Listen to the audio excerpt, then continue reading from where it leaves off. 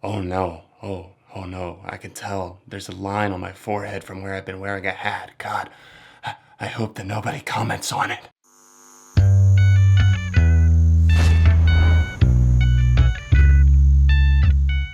What's up everyone, John from Beyond ARTV. It's time for another installment of 7 on Sunday, my weekly countdown series where I count down 7 of whatever the hell I feel like. Thanks for sticking around for another episode. Make sure to drop a like and subscribe so you don't miss out on future uploads of 7 on Sunday and all of the other music related stuff that I do right here on this channel. Now today I'm going to be talking about 7 songs that are actually awesome in their own rights but got crappy music videos. They just got stuck with either maybe a low budget or just a lack of ideas or just a band performing in a room. That's like such a cliche and I get so sick of it sometimes and I'm like, what a great song, except there's nothing to bring this song to life, at least not in music video form. We have to use our imagination. Now, not all of us grew up in Mr. Rogers' neighborhood, so we can't put that imagination to work all the time, and we're just stuck with these shitty music videos that might not be the worst thing ever. That's not what I'm trying to say here. It's just that I feel like they deserved better for being such a great song. I mean, the songs on this list are maybe not legendary, but they're absolutely fantastic songs, at least in my opinion, and I do feel like they could have gotten the video treatment, maybe just, I don't know, roll out the red carpet a little bit, but maybe the label just didn't want to cough up the money or whatever. And no, these videos are not going to be inherently awful videos. They're not going to be for small bands that didn't have a budget and were just messing around. This is for actually signed bands that had relatively big hits on their hand, and yet they still weren't able to put out a good video. It's not always on the band themselves. Obviously, there's a creative team and there's a director, and there's maybe a lot of people to blame. But anyways, this is just my list. Let me know what you think in the comment section down below. Let's roll the clip for the very first choice. Is someone getting the best, the best, the best, the best of you? Has someone taken your faith? It's real, the pain you feel, you trust, you must confess. I've got another confession, my friends. This is not how you want to see me film the entire video, so why would you film a music video like that? Coming in at number 7, we have close-ups of Dave Grohl's face and sometimes the rest of the band too by the Foo Fighters. Just kidding, it's actually Best of You, one of their most beloved songs. Best of You is a great emotive tune that has a lot of passion. It really sells you with a rock vibe, but it also has a heart to it, and I always loved it for that. But even dating back to when I would watch this on Fuse on TV back in 2005, when In Your Honor, the album that this appears on, came out, I still didn't find it to be all that great. I found it frustrating why we didn't often get to see the full face of the band, and I understand, with all of the videos that I'm putting on this list, maybe you're going to say, oh, there's a deeper meaning, there's something else to it, or I have this theory. Sometimes the video just isn't that great, and we could just accept it for that. There's a bunch of weird shots that come together as the video keeps going on, and I understand that they might be tied into the underlying message of the song, but more often than not, we're stuck with these shots of the band that just aren't anything special at all. Especially with this being one of the Foo Fighters' most popular and beloved songs, like I already said, I just feel like something a little bit better could have been done. Just look at what they did with many of their other music videos, everything from Long Road to Ruin, to Monkey Wrench, to Learn to Fly, Everlong, Walk. My God, these guys have done so many great videos, but this isn't one of them. Something about this place. Something about lonely nights and my lipstick on your face.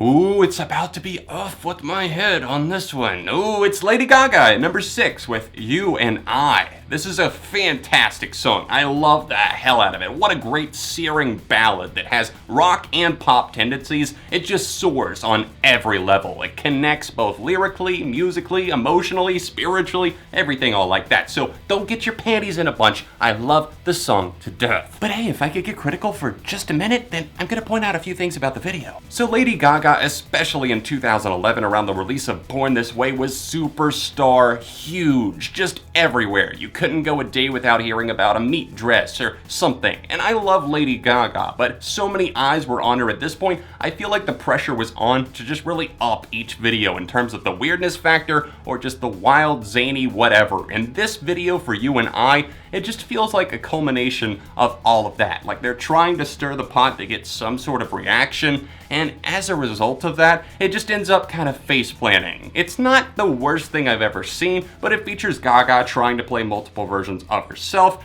There's a weird bathtub thing going on, a weird freaky barn that just has a bunch of versions of Gaga and some other stuff that doesn't tie into the song really at all. I mean, I guess once again, people have got their theories, but nothing's landing for me. Sorry. And I'll promise you I will treat you well, my sweet angel. So help me Jesus. Oh hey there 90s! Who else remembers the Toadies? Can I get a show of hands please? Show of hands. Now if you were youngsters back in like 2007 to 2010 and played any of the Rock Band games that came out during that time for whatever system that you owned, then you might remember Possum Kingdom, because I think this was pretty big on Rock Band. I can't remember if it was a downloadable track or whatever. I just remember all of my friends had it, I had it as well, so we played it quite often. There's many theories as to what this song is actually about, but I've always taken it as maybe it's a guy trying to get this girl to go to the lake with him, and he's not sure what's going to happen, but he's hoping to have the night of his life out at the lake. And the music video is just rotating shots between a body bag being dragged around, maybe dropped in the lake, and I understand the connection there between what they wanted the song to be about and the fact that, you know, the Possum Lake was actually a place where some shit went down. But the video doesn't really ever go into detail. It just shows the band playing in front of a live audience and then cuts back to these weird clips of a body bag being dragged around. And it's a 5+ minute song, and this just goes on, and I don't ever feel like we really get any closure. The song itself kind of has a haunting vibe to it, something that leaves a lingering impression on you, and there's a reason why it's stuck for all these decades. But the music video is kind of crappy and absolutely nothing to write home about.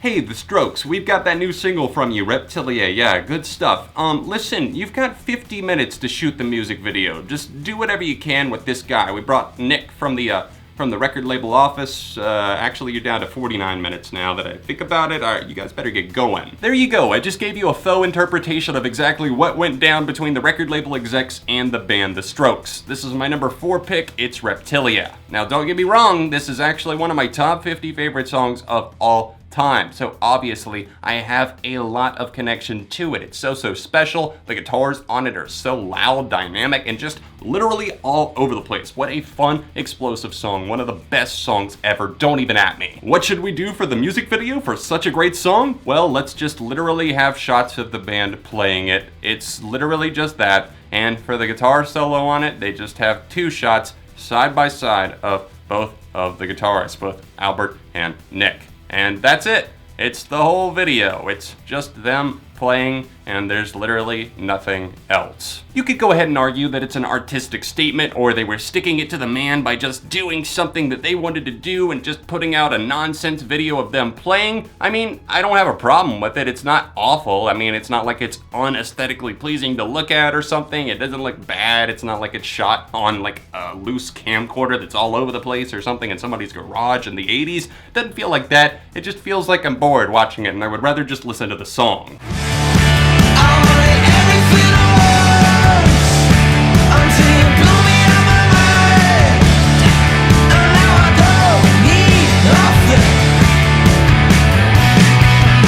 Hey, it's funny. Remember what I said about my number 4 pick? Well, all of that goes for the number 3 pick, except they added in flashing strobe lights in black and white, because apparently that's supposed to make it cool. Sadly, at number 3, we have Catfish and the Bottlemen, a UK band and their song Soundcheck from their 2016 album, which was their sophomore release. Now, I really like this song. It's got a great guitar solo on it, despite it reminding me still to this day. I know I am not crazy. I know it's not just a theory. It sounds like the solo solo from Decode by Paramore. I'm not crazy, go look it up. Despite that, I actually still really like this song, and I like the band overall too. The Balcony, their debut, was a great release, and The Ride is pretty solid overall, even if I did have some problems with it. Maybe they sound a little bit too much like other rock bands, but I'm not here to debate that today. Let's talk about the actual music video, because it's just a black and white video. It just seems like the black and white was used because it was like they shot the video in color and they're thinking, alright, this is kind of boring. What do we do with this?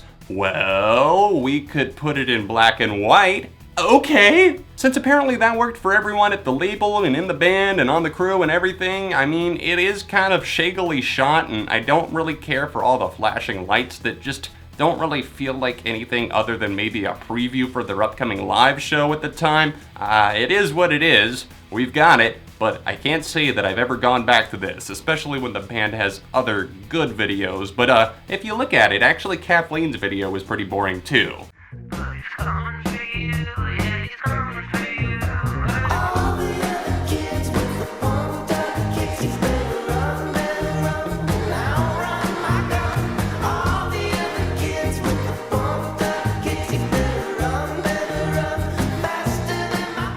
Foster the People? What the fuck? What happened here? What happened? This is such a great song with a kind of detailed story. One that seems like it's got some anger, some, I don't know, violent tendencies in it, especially if there's a kid with a gun and everything else, stealing it out of his dad's closet and maybe going on a little bit of a killing spree. But all we get instead is just shots of the band in the music video and them goofing off on tour and going to restaurants and going around town and playing on stage. What the hell? This could have been so good. This is a great song that I still know could be overplayed to some, but I still think it's fantastic. I have a lot of fun listening to it to this day. It's got a great melody, a great chill vibe to it, but the music video, each time I go back to it, I just get kind of pissed off because it is so damn lazy. I mean, if we wanted to see shots of you guys doing all of those things, then we would go watch a tour documentary or something that you post to your YouTube channel or your Snapchat or your Twitter. I don't want to see this in the music video, the official music video for Pumped Up Kicks, your breakthrough song. And it's like the label Columbia, they could have handed them more money to actually make something decent. And they did that with their song Houdini. What a great video there. And even Don't Stop Color on the Walls from their debut album Torches. But this song, their biggest hit, peaking at number 3 on the Hot 100. And this is the bullshit that you give it. Still mad.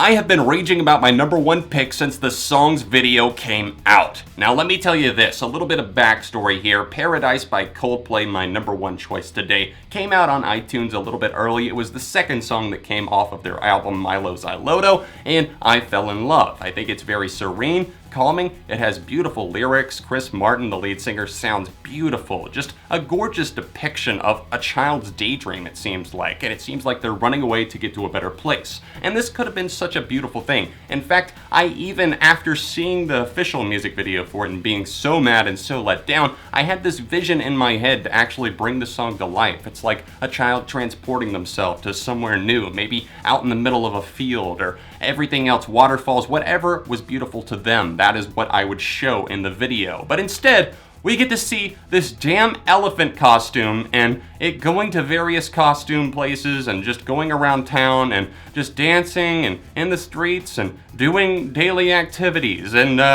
I don't know why I said costume shop. It doesn't go to a costume shop. Listen to me over here, complaining and rambling and ranting about a music video with an elephant costume. I mean, it sounds trivial, I'm sure, but the song, if you have any connection to it whatsoever, you just look at the music video and you just think, who thought this was great? Who sent over the music video treatment for this? Because I would like to have a word with them. That's it for this episode of 7 on Sunday, guys. I hope that you enjoyed it. Let me know any picks that you would have included for great songs that have crappy music videos. And of course, leave a like on the video while you're here. Don't forget to hit that subscribe button, maybe even turn on notifications so you get notified when I actually upload new content. I post several times a week on this channel, and you can also subscribe to my channel ARTV as well. It's linked in the description. Hey, if you want to be an all-star supporter and go above and beyond, then tap the top link down below. It's for my Patreon Patreon page, and it helps me keep making videos on both of my channels on a monthly basis. There's also some cool perks that you can get in return. If you want to see the last episode of SOS, tap here. Another recent video I made right over here. All of my socials can be found linked in the description, and I'll see you soon for more on Beyond ARTV.